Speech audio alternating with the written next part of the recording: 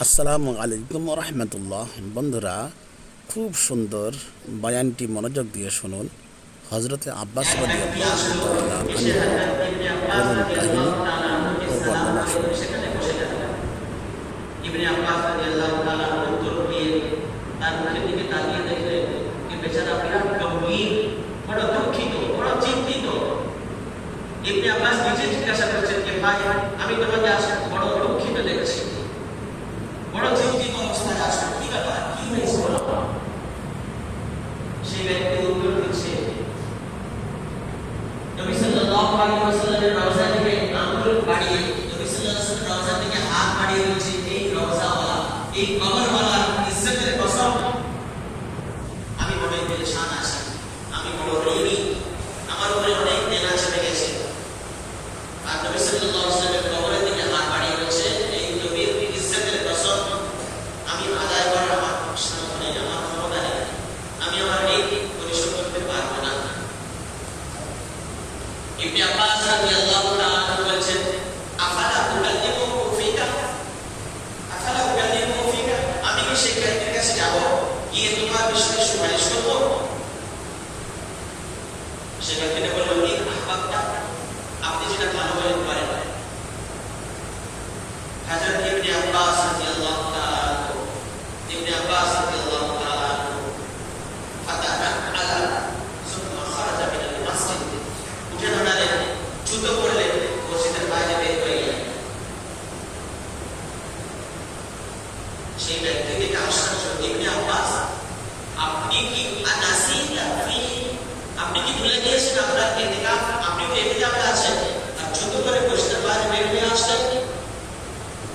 আপনি আপনার ইতিকাফ ভুলে গিয়েছেন মনে হয়? ফরমায়া, না, আমি আমার ইতিকাফ ভুলিনি গো, ওয়ালাকিন্নানি হাযাল কবরি সাল্লাল্লাহু আলাইহি ওয়াসাল্লাম সামি'তু ফাদামা আইনাহু। রাবী বর্ণনা করেছেন, হযরত ইবনে আব্বাস রাদিয়াল্লাহু তাআলা বলেন, আমি আমার ইতিকাফ ভুলে যাইনি, আমি এই রওজা মুবারক, এই কবরওয়ালা সাল্লাল্লাহু আলাইহি ওয়াসাল্লাম, নবী সাল্লাল্লাহু আলাইহি ওয়াসাল্লামের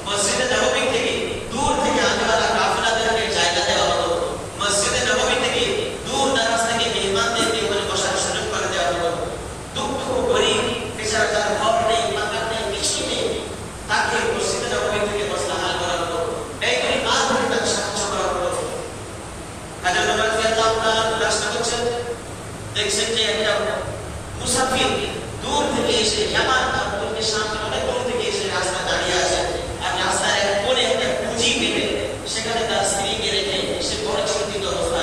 হযরত ওমর বিন খাত্তাব রাদিয়াল্লাহু তাআলা বললেন, "এ ব্যক্তি, এ ভাই, তুমি এখানে দাঁড়িয়ে আছো কেন? এখানে কি কারণে আমরা দাঁড়িয়ে আছি? এত রাত্রে, গভীর রাত্রে?" সে চিনতে পারেনি আমিরুল মুমিনিনকে। সে বলে, "আমি দাঁড়িয়ে আছি না, আমি বড় পেরেশান অবস্থায় আছি। এই যে পুঁজি আছে, এই খেমা, এর ঘরের ভেতরে আমার স্ত্রী প্রেগনেন্ট আছেন, এক্ষুনি ডেলিভারি হবে, বাচ্চা পাওয়ার সময় এসে গেছে, আর আমার কাছে কেউ নেই, আমার বাড়িতে কোনো মহিলা নেই।"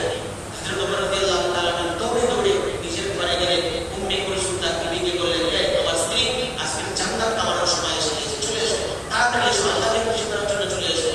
আমিরুল মুমিনিন ওমর বিন খাত্তাব নিজের স্ত্রীকে ঘর থেকে জাগিয়ে তুলে নিয়ে ওই মেয়েটার সহযোগিতা করার জন্য বলে, "যাও, ভিতরে চলে যাও, তুমি ভিতরে ঢুকে যাও, আর বাইরের মা থেকে কিছু খেজুর, কিছু ঘি, কিছু নিয়ে এদিকে খানা হারিয়া বানানোর জন্য কাজে লিপ্ত হয়ে গিয়েছে।"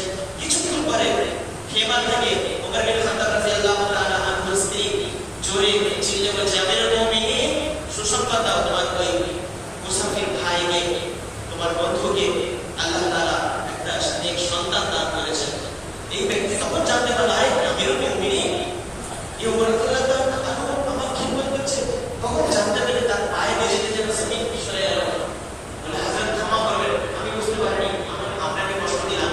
হযরত ওমর রাদিয়াল্লাহু তাআলা বলেন, "না না, কষ্ট পাওনি, এটা আমার কাজ, আমি তোমাদের শাসক, আল্লাহ তাআলা আমার উপরে জিম্মেদারি দিয়েছে, আমার অধীনস্থদের মধ্যে কেউ দুঃখ পাবে, কেউ কষ্ট পাবে, এটা আমি বরদাস্ত করতে পারি না, আল্লাহ তাআলা আমার উপর হুকুম করেছেন।" এই ছিল ইসলাম, এটাই ছিল ইসলামের চিত্র, এটাই ছিল ইসলামের ছবি। আজকে আমাদের মাথার চুল থেকে পায়ের টপ পর্যন্ত গ্যালারি তৈরি আসছে, কিন্তু ইসলাম না শিখতে চাচ্ছি, না ইসলাম বুঝতে চাচ্ছি, না ইসলামের উপর চলতে চাচ্ছি। যার কারণে আজকে মুসলমানদের দেখে আমার বলছে, এরা মুসলমান মানে নোংরা, মুসলমান মানে জিহাদি, মুসলমান মানে বললাম, আমাদের যত রকমের গালাগালি সবাই দিয়েছে। কারণ আজকে আমরা সেই আসল ইসলামকে হারিয়ে ফেলেছি। নবী সাল্লাল্লাহু আলাইহি ওয়াসাল্লাম যে দ্বীন, যে শরীয়ত আমাকে আপনাকে দিয়ে গেছেন, সেই পরিপূর্ণ দ্বীন আমার ভিতরে, আপনার ভিতরে কেমন ভাবে আসে, সেই নিয়ে চিন্তা থেকে করতে হবে। তো আসুন আজকে থেকে ইরাদা করে ইনশাআল্লাহ